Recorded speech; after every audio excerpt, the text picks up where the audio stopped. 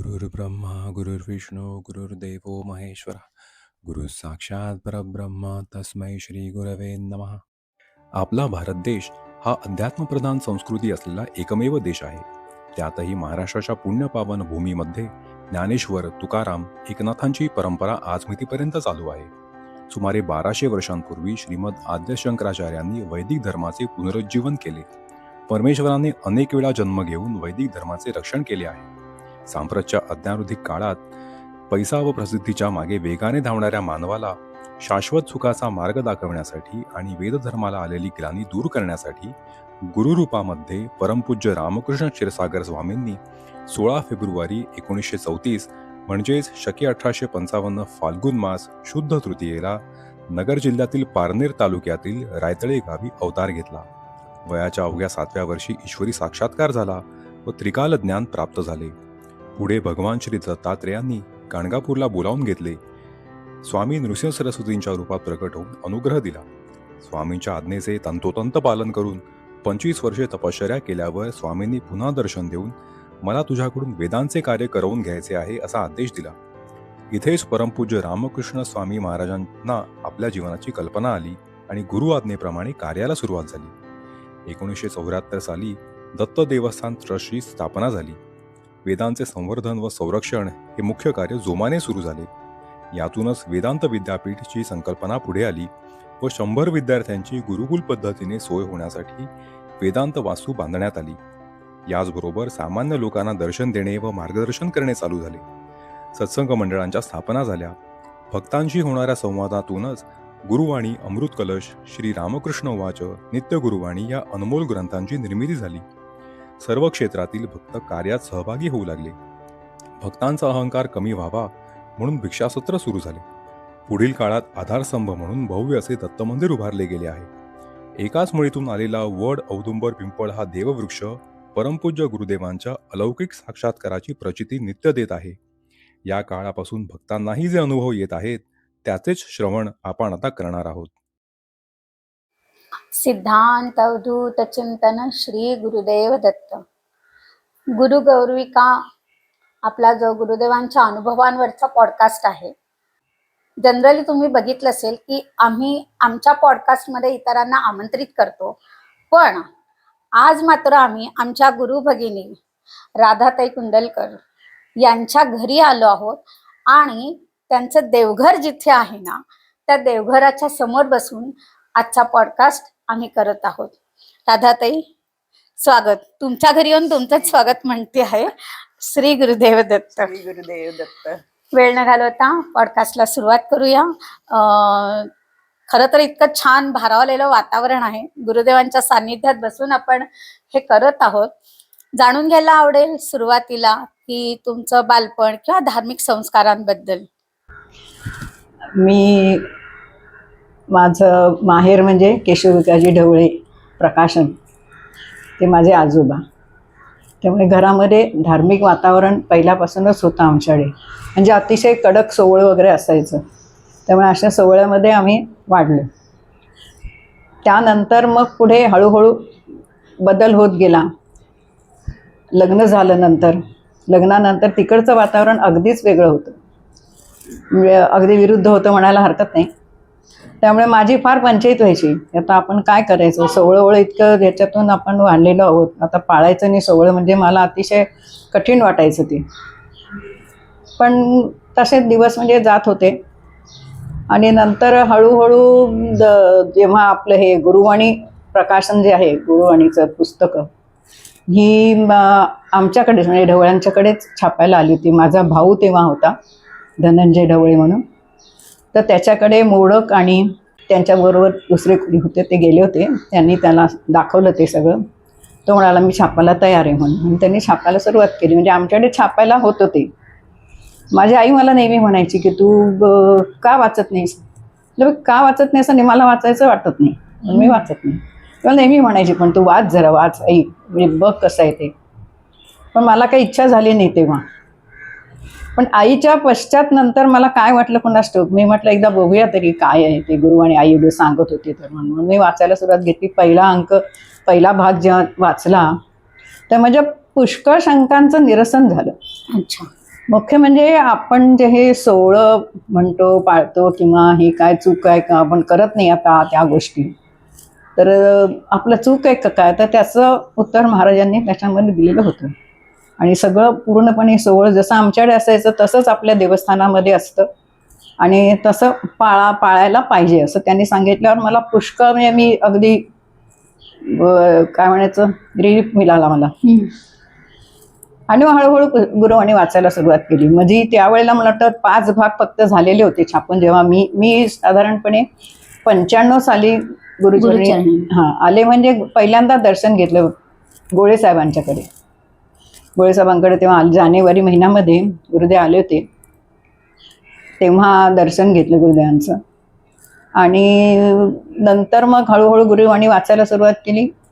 एक एक भाग येत होता आणि वाचून झालं की मी वहिनीला विचारायचे, आला का गं पुढचा भाग, आला का गं पुढचा. म्हणजे इतकी आवड निर्माण झाली वाचण्यामध्ये आणि त्याने इतकं शांत वाटायचं, समाधान वाटायचं, आपल्याला सगळ्या आपल्या प्रश्नांची उकल होती. तर असं करत करत मग एकदा मला गोळे साहेबांची जी सून होती ती माझ्या मुलीची मैत्रीण होती, तर ती म्हणायची आमच्याकडे महाराज येतात म्हणून. तर म्हणून मग मी एकदा गोळे साहेबांच्याकडे गेले. म्हणजे महाराज आलेले होते तेव्हा, असं नाही एकंदर जनरल, त्यांना म्हटलं बुवा मला असं सत्संग वगैरे जॉईन करायचं आहे. मग त्यांनी मला सांगितलं तुम्हाला 3 पुस्तकं संपायला लागतील, पावती पुस्तकं, ती संपवून मग तुम्हाला सहभाग घेता येईल. त्याप्रमाणे मग मी 3 पुस्तकं संपवली आणि मग सत्संगामध्ये माझा प्रवेश झाला. अच्छा. आणि मग तेव्हापासून मग सत्संग जॉईन आहे. आणि गुरुदेवांनी जसं गुरुवाणीमध्ये सांगितलं आहे, जसे जसे तुमची प्रगती होईल तसे तसे तुमच्या आयुष्यामध्ये तुमची प्रगती करून घेण्यासारखे असे म्हणून हे येतील, व्यक्ती येतील तुमच्या आयुष्यात. आणि तसे भागवत काका काकू माझ्या आयुष्यात आले. ओके. आणि त्यांच्याकडून मला पुष्कळ मार्गदर्शन मिळालं. आणि म्हणजे पुष्कळ असं मला सांगता येत नाही, पण चांगलं मार्गदर्शन मिळालं. खरं तर मला असं वाटतं की गुरुदेवांबद्दलच्या काही गोष्टी आपल्याला अशा असतात की शब्दात व्यक्त करता येत नाहीत. शब्दांच्या पलीकडचंच गुरुदेवांचं एकंदरीतच सगळं बघायला गेलो आपण तर आपल्याला भारावून टाकणारं तर आहेच. मला वाटतं पहिल्यांदा तुम्ही जे सांगितलं की गुरुवाणी वाचायला लागल्यावर मन शांत झालं, स्थिर झालं, शंकांचं निरसन झालं आणि मग आपोआपच तुम्ही गुरुचरणी आलात. मग गुरुदेवांची आणि तुमची पहिली भेट अशी नाहीच झाली म्हणजे. ओके. म्हणजे मी कधीही काहीही विचारलं नाही. कारण गुरुवाणीमध्ये गुरुदांनी म्हटलं होतं तुम्ही इथे, म्हटलेलं आहे म्हणजे होतं नव्हे, म्हटलेलं आहे की तुम्ही इथे येता तेव्हा तुम्ही कशासाठी येता, तुमचे सगळे 7 जण मागचे मला दिसतात आणि मी जाणू शकतो की तुम्ही कशासाठी आला तिथे. त्यामुळे मी कधी सांगितलंच नाही म्हणजे. आणि बोलणं असं नाहीच म्हणजे गुरुदांशी कधीच बोलले नाही मी. फक्त गुरुवाणी आपलं गुरुचरित्र सचित्र करायचं माझ्या मनात आलं होतं. त्यावेळेला मग मी विचारलं गुरुदेवांना, मग ते तयार करून दिलं होतं मी, प्रूफ असं तयार करून दिलं होतं आणि दाखवलं गुरुदेवांना. म्हटलं असं असं बनवायचं आहे तर मी करू का. तर गुरुदेवांनी नुसती मान डोलावली ती. तेव्हा तसं बाकी तर बोलणं काहीच नाही, तेवढंच फक्त. ओके. आणि मग ती तयार करून गुरुदेवांना दिली. ती तेव्हा त्यावेळेला ज्या काय प्रती छापल्या होत्या त्या ठेवल्या होत्या विकायला वगैरे. तर गुरुदेवांनी मला विचारलं काय याची किंमत काय ठेवायची. अच्छा. तर मी पटकन सांगितलं 10 रुपये. 10 रुपये.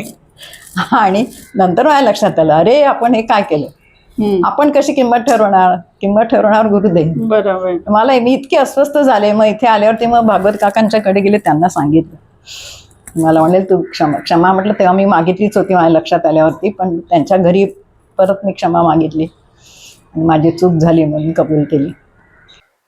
अशी ही एक सभा गुरुदेवांनी माझ्याकडून. मला वाटतं हा ना आपल्या आचरणातलाच बदल आहे. गुरु आणि वाचायला लागल्यावर म्हणजे तिथे पटकन सहज प्रवृत्तीने सामान्य माणूस म्हटल्यावर विचारल्यावर उत्तर दिलं की 10 रुपये. पण गुरुवाणीचा आपल्यावर जो प्रभाव आहे त्याच्यावरनं वाटलं की आपण कोण ठरवणार आहे. हे खूप महत्वाचं आहे मला वाटतं. आणि तशी ती सेवा गुरुदेवांनी माझ्याकडून करून घेतली. आणि त्यानंतर आमचं तळोजाला यार्ड होतं म्हणजे, आणि तिथे आम्ही बांधलेलं होते एक रूम आणि किचन आणि ऑफिसची एक खोली, असं 3 खोल्या बांधलेल्या होत्या. आणि आम्ही तिथे राहायला जायचो, माझे मिस्टर आणि मी.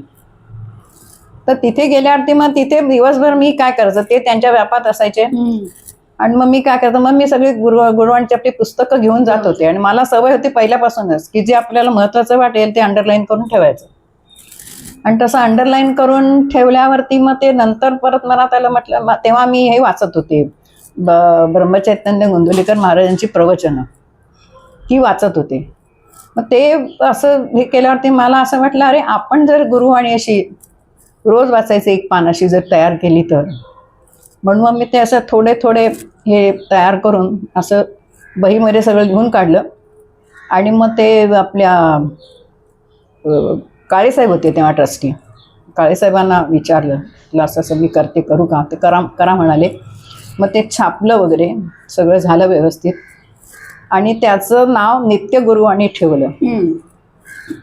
नित्य म्हणजे कधीही न संपणार असा त्याचा अर्थ आहे नित्यचा. पण तो त्यावेळेला लक्षात आला नव्हता.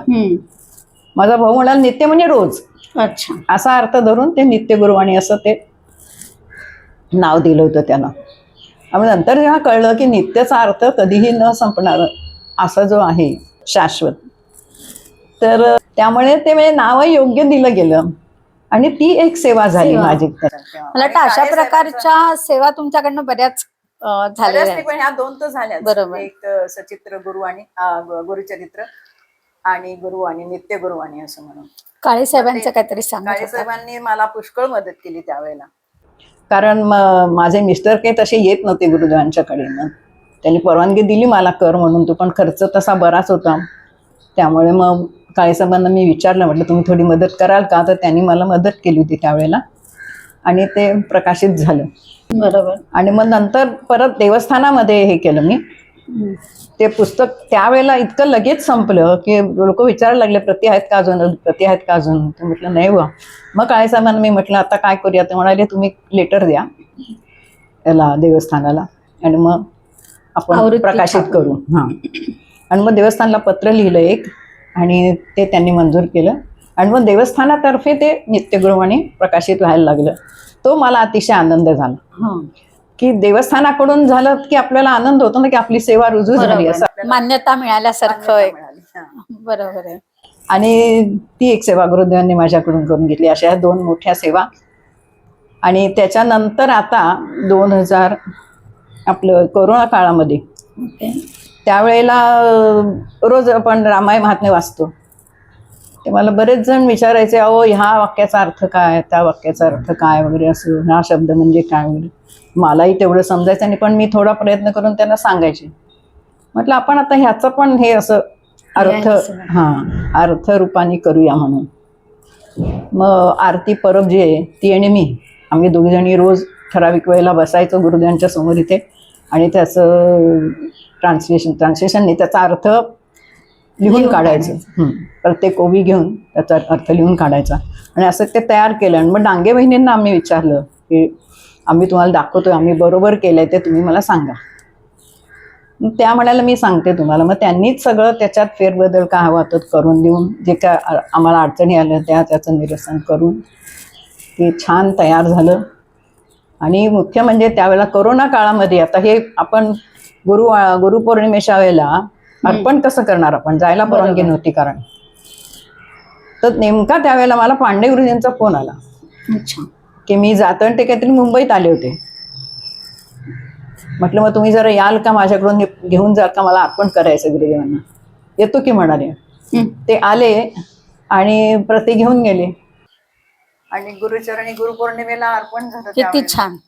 पण ते झालं त्यावेळेला. गुरुदेवांचं लक्ष आपल्याकडे असतं आणि आपण जी सेवा करतो ती योग्य आहे का नाही हे आपल्या असं अशा प्रकारे कळतं. खरं ते हे झालं. मग ह्या 3 सेवा गुरुदेवांनी माझ्याकडून करून घेतल्या. बरोबर. ह्या सगळ्या गोष्टी चालू असताना मला वाटतं हे खूप महत्वाचं आहे, तुम्ही जे कायम पाळलं की एकदा गुरुदेवांना संपूर्ण शरण गेल्यावर, ज्ञानेश्वर माऊलींच्या शब्दात, कल्पतरू तळवटी जो कोणी बैसला, काय वाणी त्याला सांगे जोजी. सांगायची गरजच नाही. गुरुदेव आपल्याकडनं म्हणजे आपल्याला अंतर्बाह्य गुरुदेव ओळखतात, ज्यांना 7 जन्म आपले दिसत आहेत, त्यांना आपण सांगायचीच गरज नसते. आणि हे तुम्ही इतकं आचरणात आणल्यामुळे तुम्हाला अशा सेवा तुमच्याकडनं गुरुदेवांनी करून घेतल्या.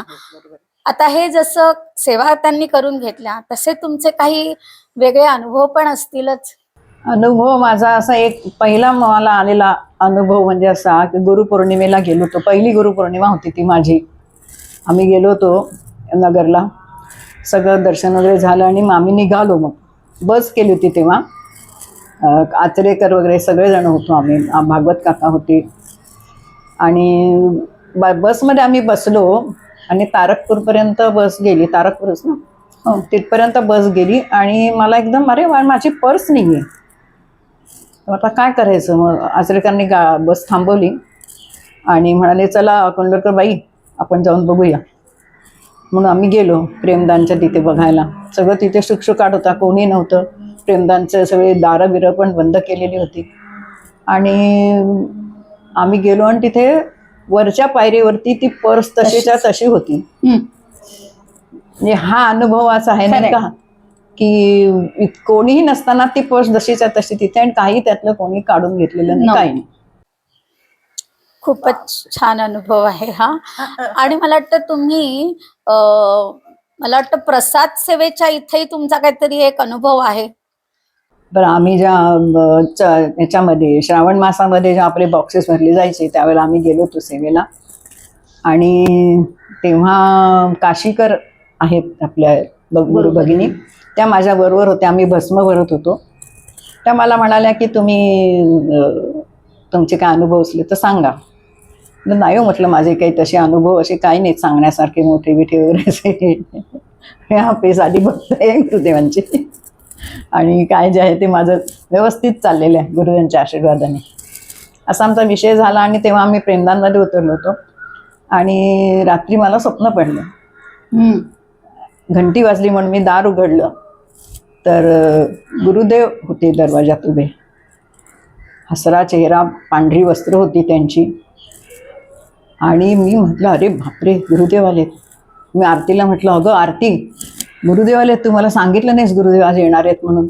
आणि त्यावेळेला काहीतरी माझ्याकडे होतं. बरी सगळी आपली सत्संगामधली मंडळी जमलेली होती आणि जेवणं बिवणं चालली होती आणि असं सगळं. तिला म्हटलं चल लवकर ताट तयार कर, गुरुदेवांना ओवायला पाहिजे. म्हणून मग तिने ताट तयार केलं आणि मग गुरुदेवांना आम्ही ओवाळलं. गुरुदेव हसले, आशीर्वाद दिले नेहमीप्रमाणे असे. आणि तो प्रसंग तेवढाच. आणि नंतर मी आतमध्ये आले तर देवघरात आल्यावरती देवघरामध्ये विष्णूची जी शेषशाही आपण जी हे आहे तसे गुरुदेव इथे पौडलेले होते माझ्या देवघराच्या इथे. की म्हणजे मी आहे तुझ्याकडे असं सांगायचं होतं त्यांना थोडक्यात. आणि हा अनुभव फारच मोठा झाला. स्वप्नदर्शन तर कधीच नाही झालेलं. हे असं स्वप्नदर्शन देऊन गुरुदेवांनी दाखवून दिलं की अनुभव नाही कसा. खरंय ना. तसे अनुभव आपल्याला येतच असतात बारीक सारीक, पण ते असे काय ग्राह्य धरत नाही. अजून एखादा आहे का? आता तसा अनुभव सांगू का? अनुभव म्हणजे आता परवा आम्ही ह्याला गेलो हनुमान जयंतीला. त्या दिवशी पहाटे त्यांनी सांगितलं होतं 5:30ला या म्हणून आम्ही 5:30ला गेलो आणि कोणीच नव्हतं. त्यामुळे मारुतीच्या समोर बरोबर बसायला मिळालं. अच्छा, ही एक गुरुदेवांची कृपा झाली. आणि नंतर संपूर्ण पूजा, लघुरुद्र सुरू होता, संपूर्ण लघुरुद्र ऐकायला मिळाला. नंतर सगळे त्यांची सजावट वगैरे त्यांनी केली होती ती बघायला मिळाली. म्हणजे अजिबात कुठे हलायला लागलं नाही. कोणी बा म्हटलं नाही जरा सरकाव तिकडे, पुढे सरका, मागे सरका वगैरे काही नाही. मी जिथे मी बसले होते तिथून शांतपणे सगळं मला. नंतर रामरक्षा म्हणतो आपण, ती रामरक्षा म्हटली, भूमिमुद्री स्तोत्र म्हटलं वगैरे, आरती बिरती झाली. सगळं संपूर्ण मारुतीच्या समोर बसून पहिल्यांदा बघायला मिळालं. नाही तर एरवी असं कुठेतरी मागे बसलेलं असतं, वाकून बघायला लागतं. पण अगदी सहज समोर बसून बघायला मिळालं. गुरुदांची कृपा समजते. खरंय, त्यांनीच बसवली मला तिथे. हो, नाही पण हा तुमचा भाव असल्यामुळे आणि श्रद्धा. आपला भाव आपण कसा ओळखणार? बरोबर. नाही, आपण आपला ओळखूच शकत नसतो, परंतु जेव्हा आपल्याला अशा प्रकारचे अनुभव येतात ते अनुभवच आपल्याला सांगतात की तुम्ही त्या पथावर योग्य आहात. म्हणजे हा तो तर अनुभव ते आपल्याला देतात आणि या सगळ्यासाठी आणि हे- शक्यतो माझं स्वतःच असं आहे की गुरुदांनी सांगितलंय की तुम्ही तुमचं आचरण चांगलं ठेवा. बरोबर आहे.